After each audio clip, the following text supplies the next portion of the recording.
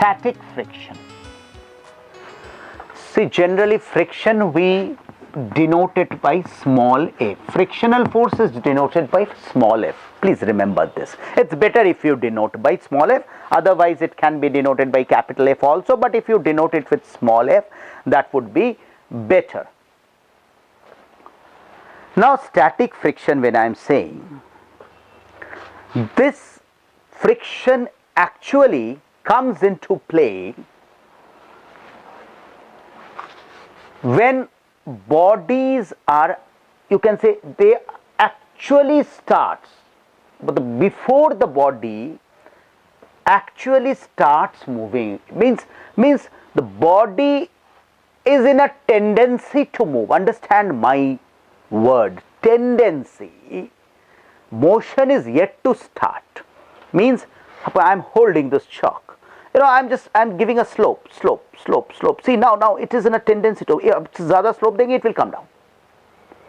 So just before that, that is what is static friction. It is the situation, you understand. When the body actually starts, just the situation before that. At that particular situation, the friction is static friction. Now there are, say, for example, we can say, okay, board, this is a static friction. No, this is not a static friction.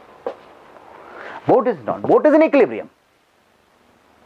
Well, now it's hanging. One thing we can say, definitely it is in a tendency to fall down. Understand?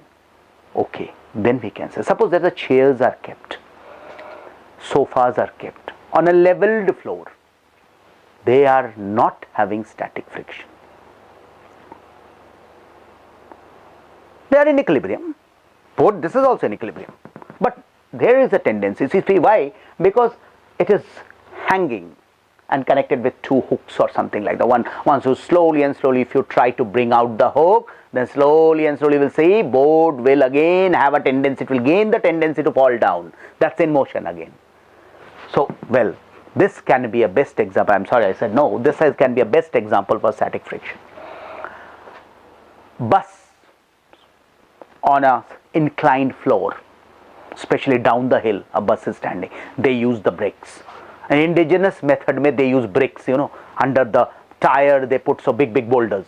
क्यों? उसको stop करने के लिए. बहुत ज़बरदस्त उसके ऊपर वो static friction की dependency होती है. So it might come down quickly. So in order to stop that. But at that particular point of time when you are putting that boulders, वो क्या है? It is in static friction. It is. The static friction is there. So static friction means, we can say, it opposes the impending motion. It opposes the impending motion. Impending motion means that the motion would take place, but actually it has not taken place. Understand? Impending motion means the motion would take place, but it has not taken place. This is what we say. So if you keep on, like as I said, you keep on increasing. What I was doing, I was keeping on increasing its applied force. So if I'm increasing the incline, that means I was increasing the applied force. So the more the applied force, more will be the static friction. More the applied force, more will be the static friction. It actually, why? Because it will try to balance. It would try to balance the applied force, counterbalance, so that the block does not move. Now once this applied force increases beyond a certain limit, understand, once this force, applied force, increases beyond a limit, then at that particular point of time, the static friction becomes maximum. At that particular, when you keep on increasing, the static friction then, it becomes maximum. Static friction becomes maximum. And this maximum static friction is also known as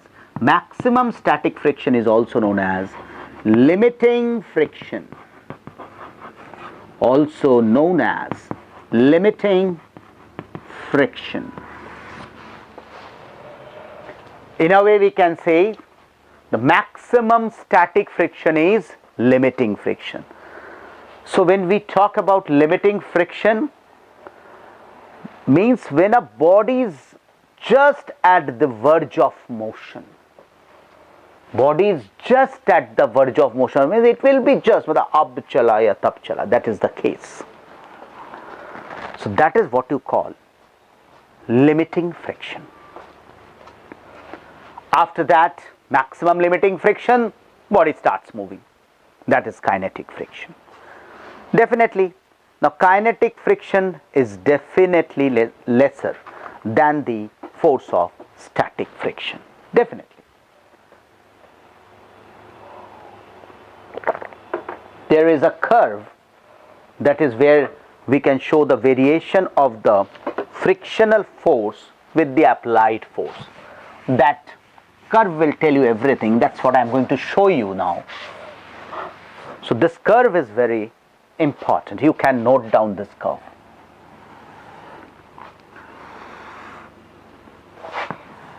This is the friction denoted by small f, and applied force. This we can denote by capital F.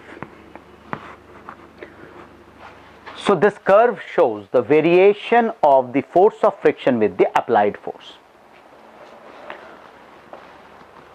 Now, see, understand this. This is the maximum. So, when this is the maximum,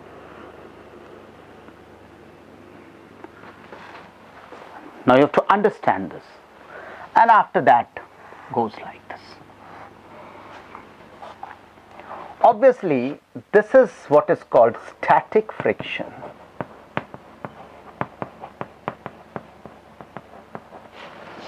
We can take this as static friction,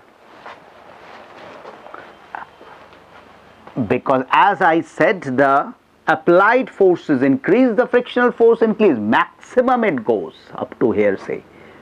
So this is the maximum, this is limiting friction.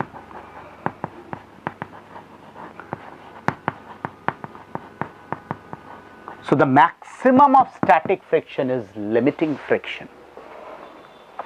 And finally, this is kinetic friction, or you can say dynamic friction, anything,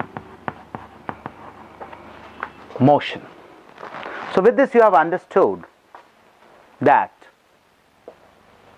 kinetic friction is much lesser than static friction, maximum, that means limiting.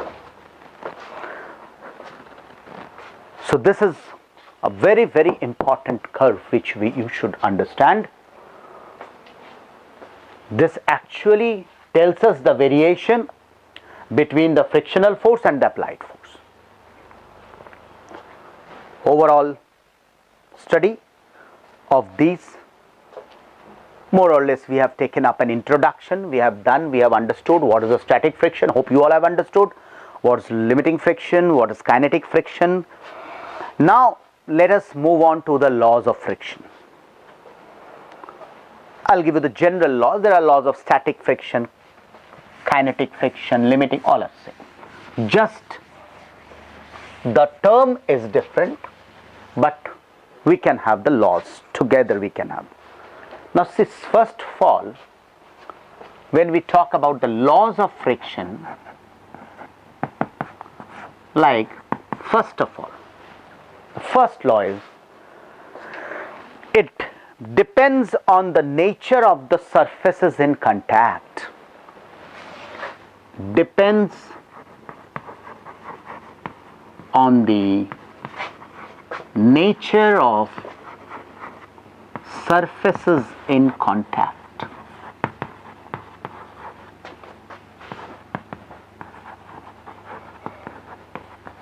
Now, nature means rough surface, smooth surface. That is what is actually called the nature of the surfaces. Suppose if it is a little, I can see this board. Okay, little smoother, but not that smooth. Accordingly, the force of friction will be. Suppose if it is a very polished surface, accordingly again. So that is the nature. The nature has got a lot to do with this. Second point, it acts tangential. Always remember, this acts tangential to the surfaces in contact. It acts tangential to the surfaces in contact. Now, suppose this is a body. Say it is applied forces over here. So, reaction, normal reaction. Frictional force will be, you can see this is tangent between the two surfaces, tangent to the two surfaces, that is called frictional force. So it is always tangential to the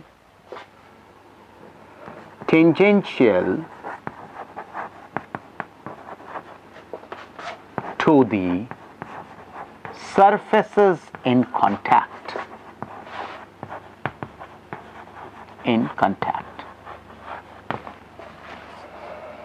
And opposite to the direction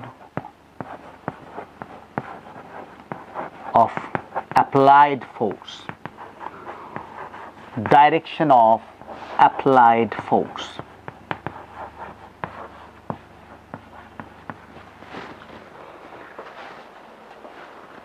Just note it down, so you'll keep remembering them. As I already told you, when I started with the friction, I told you it was an old concept, like it actually depends on the area of contact, but no, new concept says it does not. So, third point will be, it is independent of the area of contact. Independent of area of contact.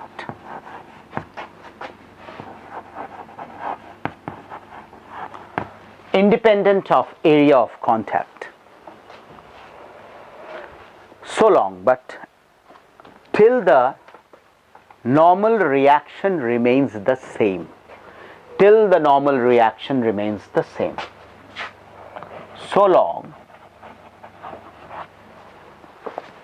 as the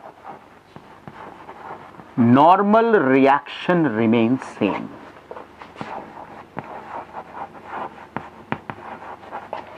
Remains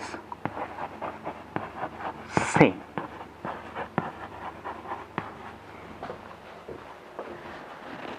Now, fourth and the last point, law. It is directly proportional to the normal reaction between the two surfaces. It is directly proportional to the frictional force. It is directly proportional to the normal reaction between the surfaces in contact. That is, suppose if we draw, I am going to rub few initial ones, hope you all have already taken down.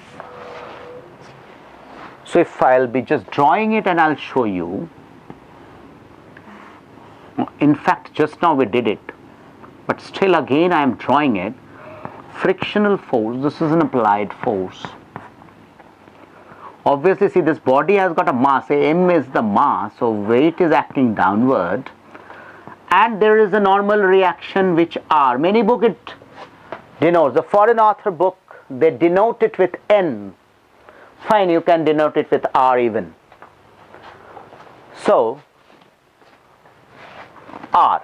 So, what I said, it is directly proportional to the normal reaction between the two surfaces. This is the normal reaction. Now, we know when we remove this proportional sign, definitely there has to be a constant. And that constant is mu. And what is this mu? Mu is coefficient of friction. Coefficient of friction. Coefficient of friction. Now, when you talk about coefficient of friction, so actually mu becomes equal to F upon R. Dimensionless. This is dimensionless. For static, you can denote it with mu s. For kinetic, you can denote it with mu k. For limiting, you can denote it with mu l. Just you will have to change the subscript. Rest same. So students, you might have understood what we did. First, about the friction, static, limiting, kinetic. Then we discussed about the connected motion. Now the laws. After this, there are few things more in the friction which will come up. But this is the first basic introductory part of the friction, which you need to remember, need to practice. No need to learn them. I've just written the laws, that's why, so that you can keep in your mind. But you are not supposed to learn them. As I already said, see, when you are doing physics, it's purely a mechanical subject where you need your brain to speak, not the heart to speak, or not the heart to store.